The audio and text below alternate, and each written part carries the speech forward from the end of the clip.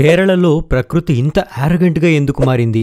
ఈ మొత్తం వెస్టర్న్ కోస్ట్లో ఒక కేరళ స్టేట్లోనే ఈ రేంజ్లో వరదలు ఎందుకు వస్తున్నాయి? కొందరు సైంటిస్టులు అయితే చెప్తున్నారు అరేబియా సముద్రం వేడెక్కడం వల్ల ఇట్లా జరుగుతుందని. మరి దానికి ఇట్లా వరదలు రావడానికి రిలేషన్ ఏంటి? అసలు అరేబియా మహాసముద్రం వేడెక్కితే వెస్ట్ కోస్ట్ మొత్తం వరదలు రావాలి కదా, కేరళనే ఎందుకు టార్గెట్ అయినట్టు? ముందు అసలు సముద్రం ఎందుకు వేడెక్కుతుంది? ఈ ప్రశ్నలన్నిటికీ కూడా క్లారిఫికేషన్స్ మనం ఈ వీడియోలో క్లియర్గా తెలుసుకుందాము. వీడియో లాస్ట్ వరకు చూడండి, మధ్యలో స్కిప్ చేస్తే కనుక కన్ఫ్యూజ్ అవుతారు. కేరళలో ఈ రేంజ్లో జరుగుతున్న విధ్వంసం వెనకాల పర్టిక్యులర్ రీజన్స్ ఉన్నాయి. అవేమీ ఊరికే జరగట్లేదు. 2 వారాల నుంచి ఆగకుండా వర్షం పడడము, అది కూడా నార్మల్ రెయిన్ఫాల్ కంటే కూడా ఎక్కువగా రికార్డ్ అవ్వడం వెనకాల చాలా సైంటిఫిక్ రీజన్స్ ఉన్నాయని చెప్పి ఎన్విరాన్మెంటల్ సైంటిస్టులు చెప్తున్నారు. ఈ కేరళలో ముఖ్యంగా వైనాడ్ డిస్ట్రిక్ట్లో కొండలు విరిగిపడి 100 మంది చనిపోవడానికి కూడా కారణాలున్నాయి. మెయిన్ రీజన్ అయితే అరేబియన్ సీ నార్మల్ టెంపరేచర్ కన్నా కొంచెం వేడెక్కడం ఒక కారణం అని చెప్పి సైంటిస్టులు అయితే చెప్తున్నారు. అంటే సముద్రం అట్లా వేడెక్కడం వల్ల తుఫాన్లు రావడము, దానివల్ల హైయెస్ట్ రెయిన్ఫాల్ రికార్డ్ అవ్వడము, దానివల్లే ఈ నష్టం అంతా జరిగింది. అరేబియా సముద్రం టెంపరేచర్ కారణంగానే ఇక్కడ డీప్ మేసో స్కేల్ క్లౌడ్ సిస్టమ్ అనేది కేరళ మీదుగా ఫామ్ అయింది. ఆ దట్టమైన క్లౌడ్స్ వల్లనే కేరళలో చాలా తక్కువ టైంలో పెద్ద వర్షాలు పడి కొండ చర్యలు కూడా విరిగిపడ్డాయి. Advanced centre for atmospheric radar research and technology CUSAT experts ఈ విషయాలు చెప్పారు. అరేబియా మహాసముద్రంలో టెంపరేచర్ వల్ల కేరళ కోస్టల్ ఏరియాతో పాటు వెస్టర్న్ ఘాట్ అంటే పశ్చిమ కనుమలు అంటారు కదా, ఆ ప్రాంతం మొత్తం కూడా దట్టమైన మేఘాల్ని శాస్త్రవేత్తలు ముందుగానే ఐడెంటిఫై చేసి వార్నింగ్ ఇచ్చినట్టుగా ఎక్స్పర్ట్స్ చెప్తున్నారు. సౌత్ ఈస్ట్ అంటే ఆగ్నేయ అరేబియా మహాసముద్రం వేడెక్కుతుందని చెప్పి, అది కాక కేరళ స్టేట్ థర్మోడైనమికల్ గా అన్స్టేబుల్ గా ఉండబోతుందని చెప్పి ముందే చెప్పారు. సముద్ర శాస్త్రవేత్త నేషనల్ ఇన్స్టిట్యూట్ ఆఫ్ ఓషనోగ్రఫీ మాజీ director doctor yes Prasanna Kumar రాబోయే 2 సంవత్సరాల్లో తీవ్రమైన తుఫాన్లు ఏర్పడతాయని చెప్పి 2 సంవత్సరాల క్రితమే చెప్పారు. అంటే అరేబియా మహాసముద్రం యొక్క సర్ఫేస్ టెంపరేచర్ అనేది 1995 నుంచి ప్రమాదకర లెవెల్లో పెరుగుతూ వస్తుంది. సముద్రం యొక్క సర్ఫేస్ అంటే ఇక్కడ 300 మీటర్ల లోతు వరకు అని చెప్పుకోవచ్చు. ఒక 300 మీటర్ల లోతు దాకా సముద్రంలోని నీళ్ల యొక్క టెంపరేచర్ అనేది పెరుగుతూ వస్తుంది. అరేబియన్ సీ ఒక దశాబ్దానికి అంటే 10 ఇయర్స్కి 0.18 డిగ్రీ సెల్సియస్ చొప్పున వేడెక్కుతూ వస్తుంది. ఇది పసిఫిక్ ఓషన్ ఇంకా అట్లాంటిక్ ఓషన్ వేడెక్కడం కంటే కూడా చాలా ఎక్కువ అని చెప్పి ఎక్స్పర్ట్స్ చెప్తున్నారు. ఇప్పుడు అసలు సముద్రం ఎందుకు వేడెక్కుతుందనేది క్లియర్గా తెలుసుకుందాం. కొన్ని వందల ఏళ్ల క్రితం మొదలైన ఇండస్ట్రియల్ రెవల్యూషన్ కారణంగా మనం ఎన్నో రకాల ఫ్యూయల్స్ని మండిస్తూ వస్తున్నాము. ప్రపంచవ్యాప్తంగా ఇదే పరిస్థితి ఉంది. స్థలాల కోసం అడవుల్ని నరికేయడము, వాటి ప్లేసెస్లో పెద్ద పెద్ద ఇండస్ట్రీలు పెట్టి వివిధ రకాల ఫ్యూయల్స్ అంటే బొగ్గు లాంటి డిఫరెంట్ టైప్స్ ఆఫ్ ఫ్యూయల్స్ని మండించడం వల్ల భూమి యొక్క అట్మాస్ఫియర్లోకి హీట్ ట్రాప్డ్ కార్బన్ డైఆక్సైడ్ని మనం పంపు చేస్తూ వస్తున్నాం. అయితే ప్రపంచంలో ఇట్లా అట్మాస్ఫియర్లోకి వస్తున్న హీట్ అంతా కలిపితే కూడా మొత్తం 1%, అయినా కూడా చాలా ఎఫెక్ట్ని చూపుతుంది.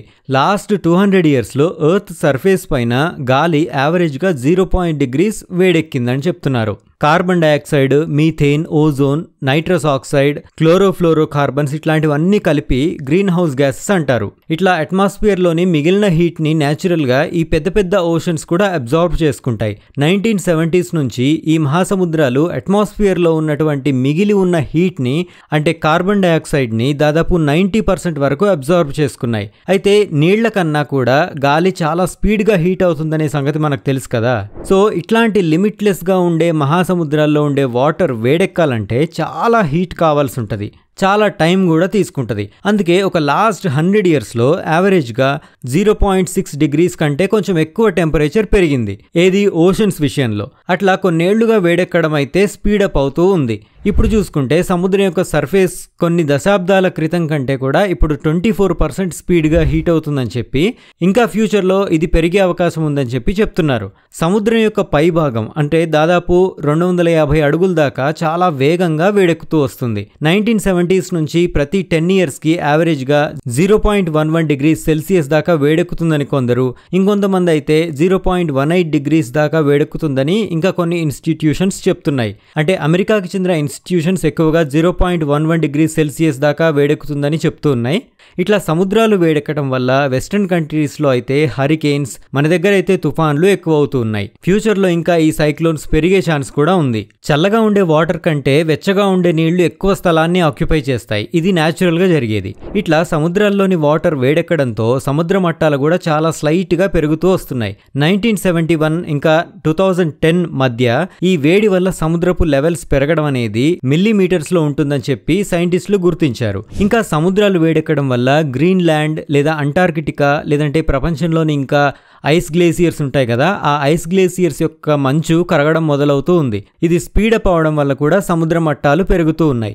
ఇంకా ఈ భూమి మీద ఇప్పటిదాకా గమనించిన సముద్రం మట్టం పెరుగుదలకి మెయిన్ రీజన్ సముద్రాలు వేడెక్కడం వల్లనే జరిగినట్టుగా చెప్తున్నారు. సెకండ్ రీజన్ మంచు కొండలు కరగడం. అయితే ఈ మంచు కొండలు కరగడం ఇంకా స్పీడ్ అవ్వడం వల్ల సముద్ర మట్టాల పెరుగుదలకి మెయిన్ రీజన్ ఈ గ్లేసియర్స్ కరగడమే అయ్యే ఛాన్స్ ఉంటుందని చెప్పేసి ఇంకొంతమంది ఎక్స్పర్ట్స్ కూడా చెప్తున్నారు. మరి సముద్రాలు వేడెక్కితే ఇట్లా సముద్ర మట్టాలు పెరిగితే తుఫాన్లు ఎందుకు ఎక్కువ అవుతున్నాయో ఇప్పుడు తెలుసుకుందాం. అరేబియా సముద్రంలో 300 మీటర్ల దాకా సముద్రపు నీళ్లు వేడెక్కుతూ ఉన్నాయని చెప్పుకున్నాం కదా.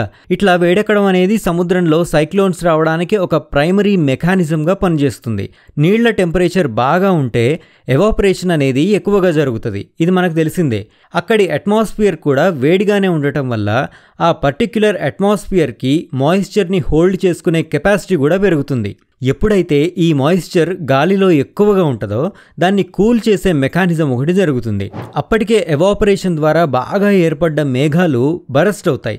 దాంతో వర్షాలు భీభత్సంగా పడతాయి. తుఫాన్లు, అల్పపీడనాలు, వాయుగుండాలు ఫామ్ అవ్వడానికి వేరే ఫ్యాక్టర్స్ కూడా ఉన్నాయి. అయితే అసలు అల్పపీడనము, వాయుగుండము, తీవ్ర వాయుగుండము, తుఫాను అని మనం వార్తల్లో వింటూ ఉంటాం కదా, అసలు వాటికి డిఫరెన్స్ ఏంటి, అవి ఎట్లా ఫామ్ అవుతాయి, ఎటు నుంచి ఎట్లా వస్తాయి, ఇంకా ఋతుపవనాలు కూడా ఎట్లా వస్తాయి, దీనికి సంబంధించిన వీడియో లింక్స్ నేను ఆల్రెడీ చేశాను, మన ఛానల్లో పెట్టాను. ఆ లింక్స్ నేను డిస్క్రిప్షన్లో ఉంచుతున్నాను, చూడండి. సరే, అయితే ఇక్కడ కేరళలో ఎందుకు ఇంత లాస్ జరుగుతుంది అంటే ఇక్కడ వెస్ట్రన్ ఘాట్స్ అంటే పశ్చిమ కనుమలు అంటారు కదా, అవే రీజన్గా చెప్తున్నారు. కాబట్టి మేఘాలు బరస్ట్ అయ్యి చాలా తక్కువ టైంలో ఎక్కువ రెయిన్ఫాల్ పడడము, ఇంకా దాంతో ఆ కొండలు నానిపోయి ఆ మట్టి పొరలు లూజ్ అయిపోయి కదిలిపోయి టన్నుల కొద్దీ కొండ చర్యలు ఒక్కసారిగా జారిపోయి పడిపోవడం లాంటిది జరిగింది. ఆ కొండల మధ్యలోంచే రోడ్లు కూడా ఉంటుంటాయి కదా, ఇంకా ఆ కొండల దగ్గరే టీ ఎస్టేట్స్, యాలుకల తోటలు కూడా ఉంటాయి. అక్కడ పనిచేసే కార్మికులు చాలా మంది చనిపోయారు. సో అక్కడే టెంపరరీ రెసిడెన్స్ ఏర్పాటు చేసుకున్నటువంటి కూలీలు ఎంతో మంది చనిపోయారు కొండ చర్యలు విరిగిపడి. ఇంకా కేరళ స్టేట్ మీదుగా 41 నదులు ప్రవహిస్తూ అరేబియా సముద్రంలో కలుస్తూ ఉంటాయి. వాటిపైన దాదాపు 80 దాకా డ్యామ్లున్నాయి. ఎక్కువ వర్షం పడి వరదలొచ్చి ఆ నదులు ఉప్పొంగినప్పుడు లేదంటే డ్యామ్స్ గేట్స్ తెరిచినప్పుడు కూడా చాలా ఘోరమైన పరిస్థితులు ఈ కేరళలో అప్పుడప్పుడు మనం చూస్తూ ఉన్నాము. సో ఈ వీడియోలో నా ఎక్స్ప్లెనేషన్ కనుక మీకు నచ్చితే ఈ వీడియోని లైక్ చేయండి, షేర్ చేయండి. అట్లాగే డీటెయిల్ ఎడిషన్ తెలుగు ఛానల్ని తప్పకుండా సబ్స్క్రైబ్ చేసుకోండి. Detail edition Telugu channel Facebook, Instagram, Twitter, థ్రెడ్స్లో కూడా ఫాలో అవ్వండి. అక్కడ డిఫరెంట్ కైండ్ ఆఫ్ కంటెంట్ మీకు అందుబాటులో ఉంటుంది. సబ్స్క్రైబ్ చేసుకోవడం మాత్రం మర్చిపోకండి డీటెయిల్ ఎడిషన్ తెలుగు ఛానల్ని. ఇంకో వీడియోలో మళ్ళీ కలుస్తా.